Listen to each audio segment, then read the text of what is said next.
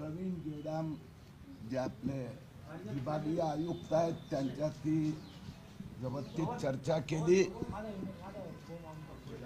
100 बांगलादेशी म्हणजे उदाहरण म्हणून 100 बांगलादेशी यांनी खोटे कागदपत्र देऊन तहसीलदारची फसवणूक करून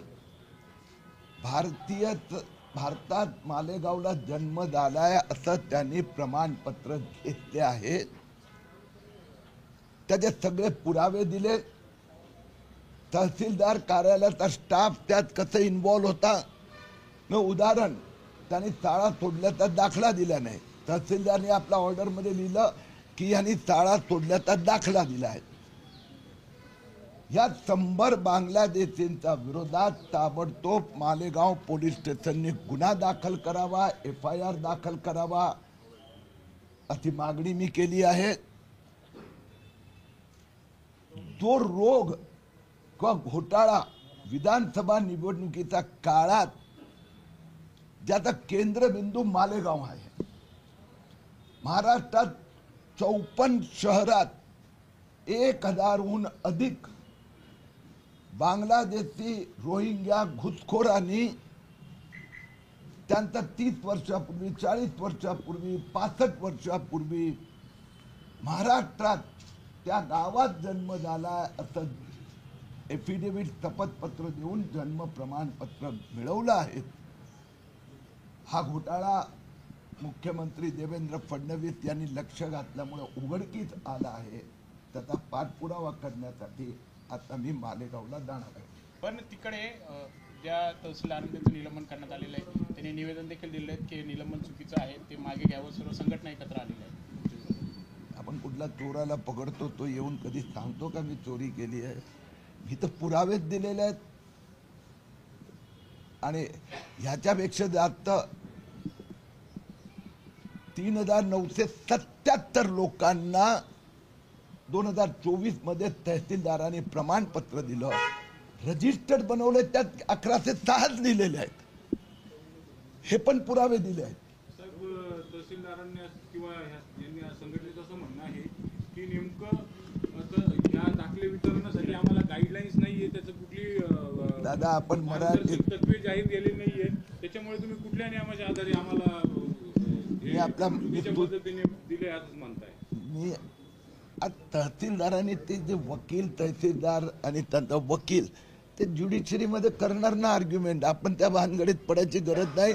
मी पुन्हा एकदा एक उदाहरण एक तुमच्या माहितीसाठी दिलं महाराष्ट्रात की तहसीलदारांनी आपल्या आदेशात लिहिलं आहे की इस्माईल खान कुरेशी की जे कोण आहेत शाळा सोडल्याचा दाखला दिला आहे। पण ते इस्माईल खान यांनी जे आवेदन दिलं होतं त्या शाळेचा दाखला नव्हताच। म्हणजे याला फोर्जरी, फ्रॉड, चिटिंग नाही, हा देशद्रोहाचा गुन्हा आहे। त्या तहसीलदारावर तो अजून अटक झालेली नाही आहे। FIR हा तो देशद्रोह आहे, कारण की तुम्ही देशाच्या सुरक्षेशी खेळण्याचा पाप केला आहे। खालील जे कर्मचारी आहेत, तुम्ही म्हटले वेगवेगळे लोक इन्व्हॉल्वमेंट आहे, त्यांना याच्यामध्ये दोषी पकडून कारवाई करावी।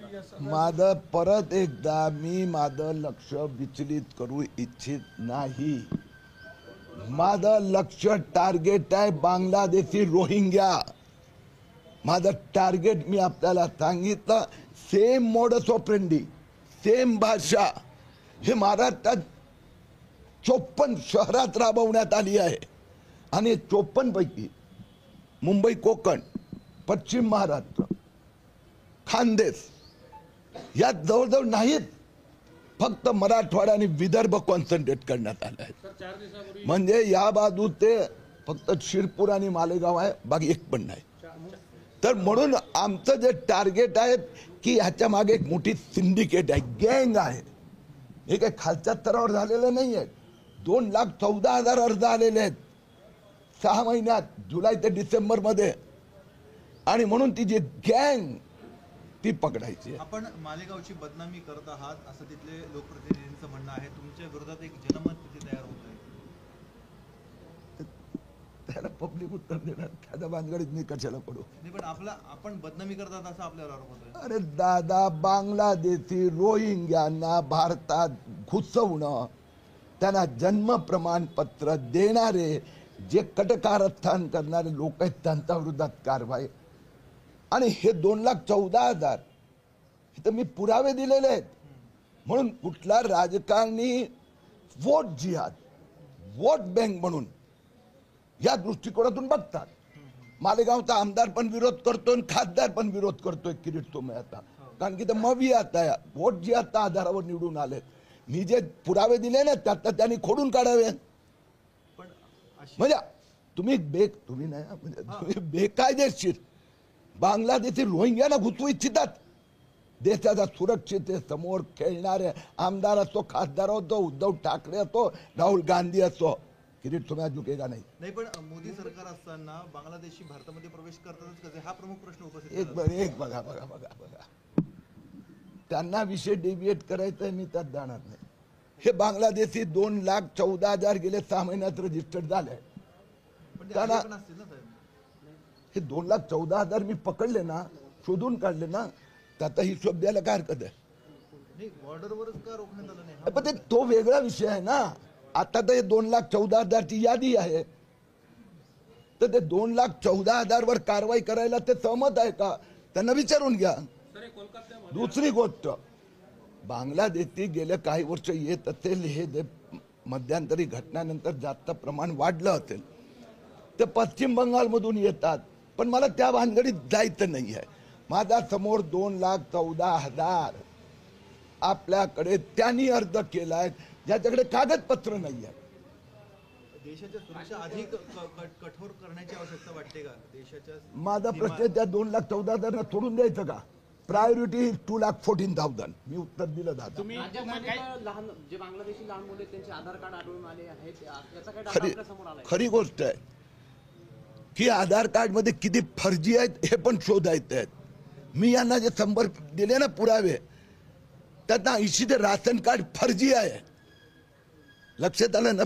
फर्जीला मराठी बोगस आणि फर्जी म्हणजे फोर्जरी केलेले आहेत. म्हणजे जसं एक उदाहरण देतो मी, आता दिले ना 5 रेशन कार्ड दिले, त्या 5 रेशन कार्ड मधली नावं वाचून दाखवावी. मी रेशनिंग अधिकाऱ्याला पाठवले, आत्ताची गोष्ट करतो. रायटिंग मध्ये दिलं, साहेब हे रेशन कार्ड तर वाचताच येत नाही आहे. मग तहसीलदारनी मंजूर कसे केले. या प्रकरणात मात्र 5 अधिकाऱ्यांवरती निलंबनाची कारवाई झाली, बाकीच्यांवरती नाही. यामुळे प्रश्न देखील उपस्थित होत आहेत. आता प्रश्न उपस्थित होण्याचा प्रश्नच नाही आहे. आता हे 5 अजून तर पोलिसी इन्क्वायरी इन्व्हेस्टिगेशन सुरूच झालं नाही आहे ना. ते इन्व्हेस्टिगेशन सुरू झाल्यानंतर मी तुम्हाला तुमचं म्हणजे तुझं इंडिव्हिज्युअल नाही, मालेगावचं उदाहरण देतो. विधानसभा निवडणूक प्रचाराच्या काळात आपल्याला आठवत असेल, मी वोट जिहाद फंडिंग घोटाळा काढला होता. असेच प्रश्न उद्धव ठाकरे पासून सगळ्यांनी केलं होतं. आज परत काल ईडीची चार्जशीट दाखल झाली. 2200 कोटीचा घोटाळा, 389 करोड हे वोट जिहाद आणि बांगलादेशीला प्रमाणपत्र मिळावं त्यासाठी खर्च करण्यात आले. 7 लोक जेलमध्ये आहेत. त्यावेळी तो घोटाळा 12-14 कोटीचा वाटत होता. म्हणून सुरुवातीत हळूहळू इन्व्हेस्टिगेशन मध्ये बाकी सगळे येणार बाहेर. ओके. आज साहेबांनी तुम्हाला या संदर्भात काही स्पेसिफिक काही गोष्टींची माहिती दिली का? गेल्या साहेबांनी काय कोणी जेव्हा त्यांना पुरावे त्यांच्याशी व्यवस्थित चर्चा झाली आहे.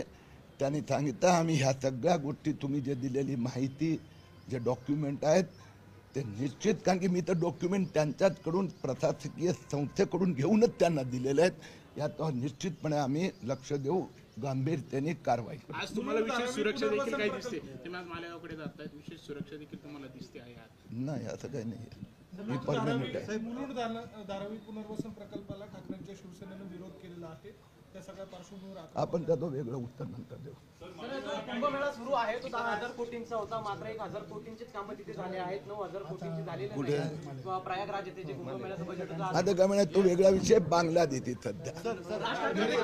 नितेश राणेंनी एक मागणी केलेली आहे, जे अल्पसंख्याक विद्यार्थी बुरखा घालून परीक्षा जातात त्यांना तशी माझा विषय आता पुरता बांगलादेशी जन्म प्रमाणपत्र.